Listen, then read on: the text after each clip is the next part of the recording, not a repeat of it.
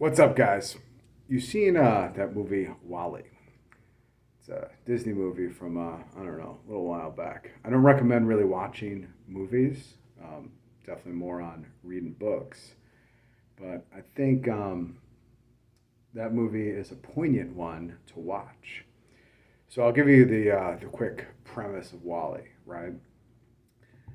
People got so into trashing up the planet, so into consumer goods, so into corporations, so into all these things that the whole earth got wrecked. And I mean, I guess you could say, like, oh, it's an environmentalist movie or whatever. No, man. You guys got to start looking at that movie a little bit differently and start looking at how you live your lives differently. So for work, I get to travel a little bit and I get to get out and see different places and different cities. And I don't spend a lot of time looking down on my phone. I'll be honest with you guys. I just turned my phone on just now, and it's in my time it's 9:36. In this time zone it's 7:36.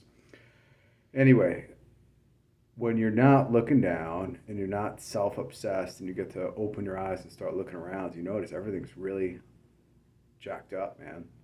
It's jacked up. And I think that's a symptom of the culture at large, right?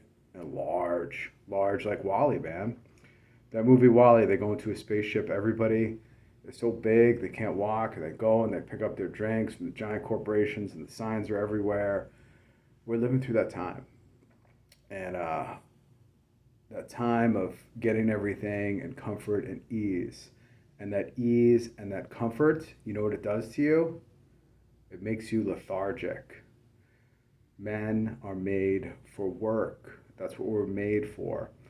So let's talk more about, kind of what I see when I get to travel and the movie.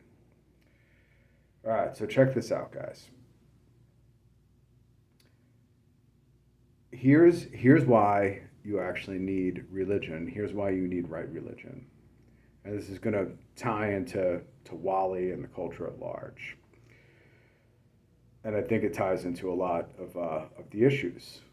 So first of all, in the Catholic religion, right, there's a headship, right? There's a patriarchy. And with that patriarchy, it's not what everybody says it is. It's not this like, oh, the patriarchy is this oppressive thing of men. No, man, it ain't like that. When you're a patriarch, you're responsible for everything under you. Do you understand? You're responsible for all of that. Your house, the goods, your wife, your children. You're responsible for them. That doesn't mean you're a tyrant. That doesn't mean you're a dictator. You're responsible for all of them. It means you're over them to lead them, to make sacrifices for them, to lead them in prayer. In the Bible too. If you read the Bible, and I recommend everybody just pick it up and read it cover to cover. I did the math. For my Bible, I bought the Douay Reims, and if you read 3.8 pages every single morning, Monday through Friday, you're done with the thing in like a little bit over a year. That's it. The whole thing, cover to cover, every single verse. And don't skip around either, because the Bible is it's an ongoing story. So you want the whole picture, because you can't read the Gospels and then go back to Genesis and then start jumping around, because then it ceases to make sense. You want the formation. So let's take it back to Wally now. So creation, right? So you guys need to value yourselves. You were made, men, by the hand of God. God made you with his hands. He breathed his air into you. And when you don't understand that simple concept, everything starts to get messed up. God made the earth. God made the animals. God made the animals for us to eat, right? He didn't make the animals for us to abuse, to waste, to eat half a chicken and throw the rest out. God made these things for us. God made the earth for us. He didn't make the earth for us to throw, our wrappers on the floor and our trash and just take everything out and just trash it and do weird stuff. So let's talk a little bit more deeply about that. Like, why were you made? And I think the Catholic religion got this right. To love him, God, serve him, and be with him in heaven. And you want to live your life accordingly. The other thing too, guys, is when you live like this, you're living by God's kind of view for you, his creed, his commandments. I think why this is very important is you want a God that you conform to, not a God that conforms to you. I think a lot of the Protestant religions get this wrong, is, they try to shake off a couple things. And they say, hey, this is a hard teaching. Let's just reinterpret it a little bit, or, disregard it or cut it out because it's hard. Like, I want a God to conform to my ways. No, man. You need a God that you conform to. It's the whole purpose. It's religion. It's relation to God. It's submission to God. And there's nothing weak in that. You think Abraham was a weak man? You think Noah was a weak man? You think Jesus Christ was a weak God-man, getting scourged and hung on the cross? Do you think St. Lawrence was a weak man who got put on the gridiron and then messed with them? He wouldn't deny Christ. So he's on the gridiron. This man, St. Lawrence, he messes with them.